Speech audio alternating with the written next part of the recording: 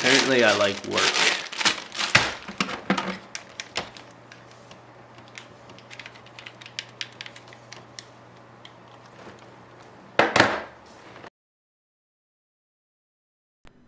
What's going on, YouTubers? It's Jory here, and yeah, I got a bin of controllers and a console, all untested or assumed broken.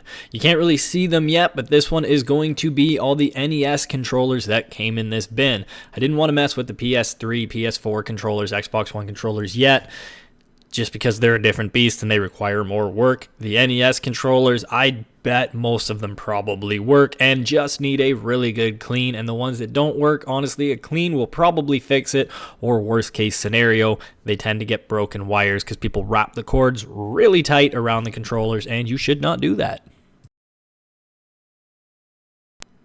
So I'm starting to get down to the actual controllers now. I actually haven't gone through this bin yet. I only seen the pictures, so this is the first time I'm going through it, and it's a tangled, jumbled mess. When I got there, the bucket was just full, and the fella threw in a couple extra things too, a couple game cartridges and things like that. Nothing too crazy. This one's cool though, with the Nintendo Power sticker on it. Hopefully that one can be cleaned up pretty nice, and we can save that one, and that will be the only one, if I can save it, that I don't sell. That will be going in the collection for me. Now, my video game collection, I've downsized hugely, like massively. I'm trying to be very picky, but that one's really cool. I'll just replace one of my controllers. The silver controller, I hope works, because I do have a silver PS2 that I can pair that with. And yeah, there's all the NES controllers. For the most part, they are dirty and yellowed and crusty, and some of them kind of stink. So this will be a good cleanup. Like, look at that one.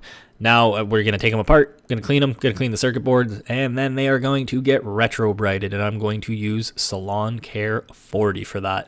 But before I even take them all apart, I'm going to test them, because honestly, I want to see how many work, how many don't, and then I'll separate the ones that don't work from the ones that just need a cleanup. Now, I'm not going to make you guys sit through me testing every single controller.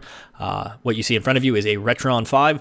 I recommend it. It's not the best for playing retro video games, but if you are just fixing and repairing a lot of things and testing things, it's amazing. It plays NES, SNES, Sega Genesis, Game Boy, Game Boy Color, Game Boy Advance, Famicom games, and it can take SNES, Sega Genesis, Sega Master System controllers, and NES controllers. So it makes it really easy to test the controllers. Basically, this is how you're going to take them apart. So there's going to be 6 screws on the back. They're just small Phillips screws, and you just untighten them. Oh, I should mention too, every controller I tested, all of them worked but one. And the one that did not work, I couldn't test because the cord was actually shredded off the end of it. So I'll save that for another video when I source another cord.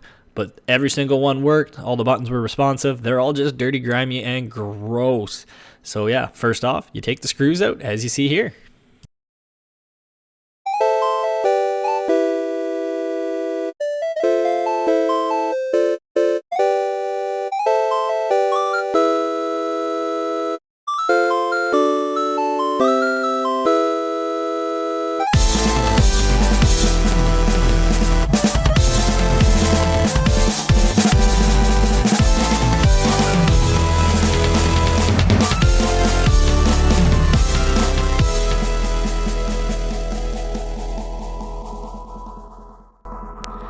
So before we retrobrite these, the first thing I'm going to want to do is clean all the dirt and grime off this, because UV light is not going to penetrate through all the dirt and grime. So a little bit of dish soap, some warm water, and a toothbrush does wonders.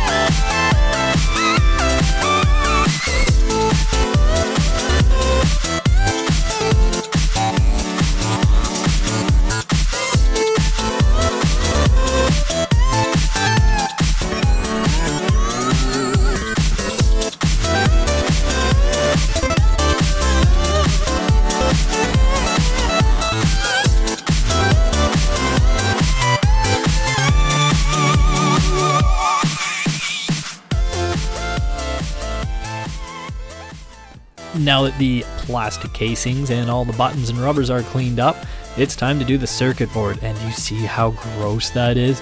All that dirt right there can eliminate the contacts making good connection and can result in a faulty controller. Now to clean it, I have this electronics cleaner called Blow Off.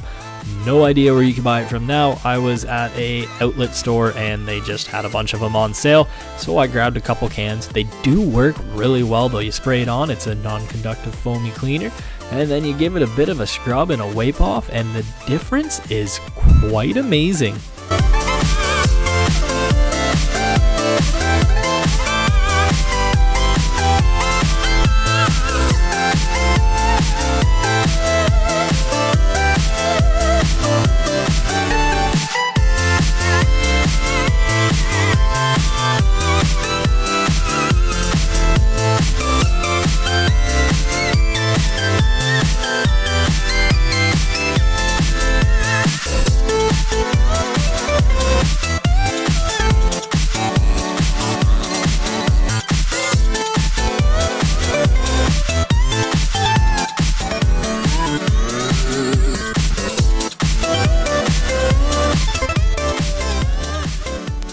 And now for the Nintendo Power Controller.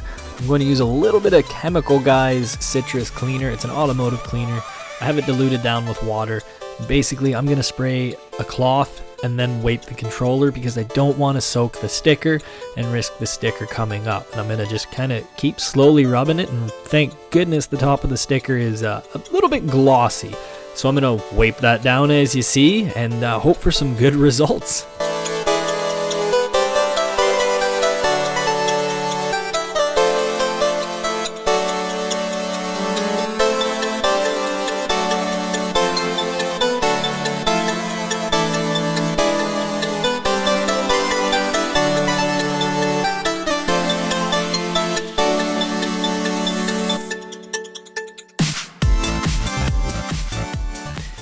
Now I'm super happy how the Nintendo controller turned out, the power one, but here is the rest of the controllers disassembled and still looking terrible.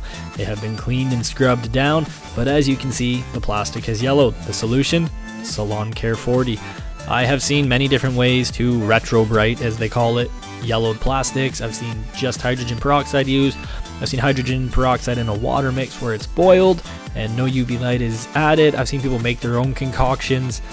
I do like the hydrogen peroxide method when it's smaller pieces, but when it's something larger like this, the Salon Care 40 is nice. I can paintbrush it on, as you see. It makes a nice even coat, and then I either put it in a Ziploc bag or I wrap it in saran wrap, and then I just put them in the window and I let the UV light do its thing. Sometimes you got to leave it for a couple days because it could be cloudy and overcast.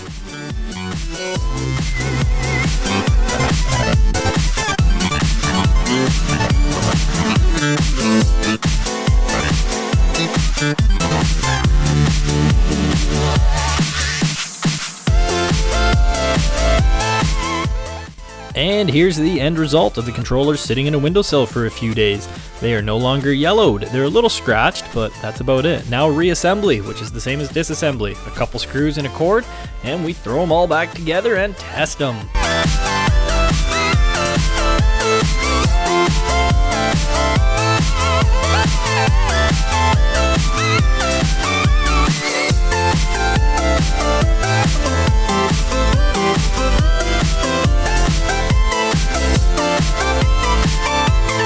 And there they are, done. The Nintendo Power one's a little beat up, but I love it. I'm still going to keep that one for the collection. The rest have been reassembled. Again, it's very easy. It's just 6 screws in the back and the cord goes in. You put the buttons and the rubbers in. There's nothing to it, and there's way better videos explaining how to disassemble and reassemble one of these if you want to see. I paid around $30 for that entire bin of as-is untested controllers, and I'll make that money back just off these NES controllers. I'll likely list them pretty cheap in my antique booth for $8 a piece, and they shouldn't take too long to sell at that price. Again, the Nintendo Power one I'll keep because it's cool, and in the next video I'll probably do the PlayStation 4 ones. I did test them, and most of them will need repairs, so that will be a bit of an interesting video. Thanks for watching, guys. If you're not already, subscribe for more videos, leave a like, and if you want any of the products I used, I will leave them down below as affiliate links for Amazon listings. See you in the next video.